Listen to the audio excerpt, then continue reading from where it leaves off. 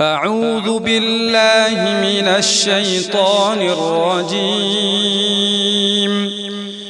بسم الله الرحمن الرحيم. ولما دخلوا على يوسف آوى إليه أخاه قال إني أنا أخوك فلا تبتئس بما كانوا يعملون.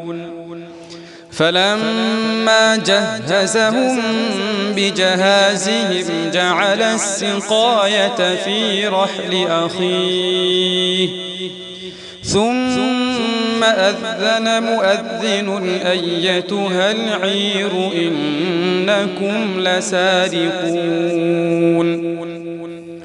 قالوا وأقبلوا عليهم ماذا تفقدون؟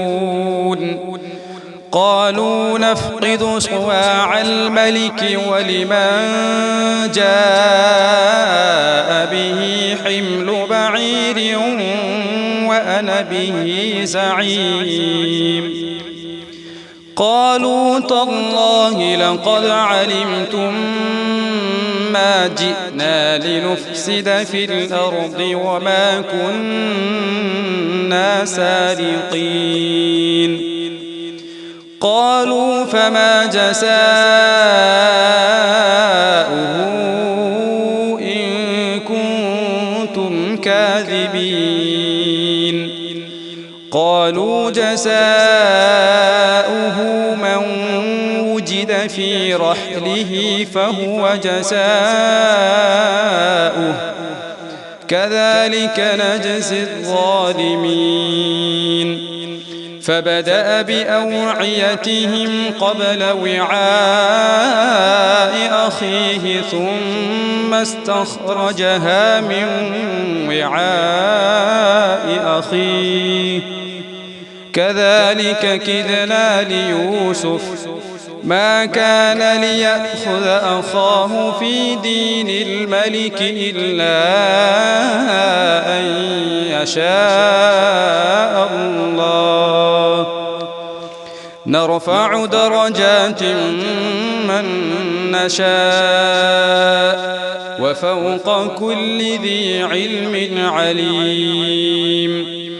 قالوا إن يسرق فقد سرق أخ له من قبل فأسرها يوسف في نفسه ولم يبدها لهم قال أنتم شر مكانا والله أعلم بما تصفون. قالوا يا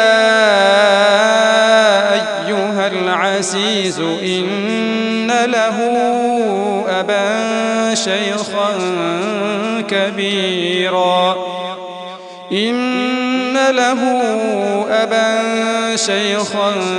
كبيرا فخذ أحدنا مكانه إنا نراك من المحسنين.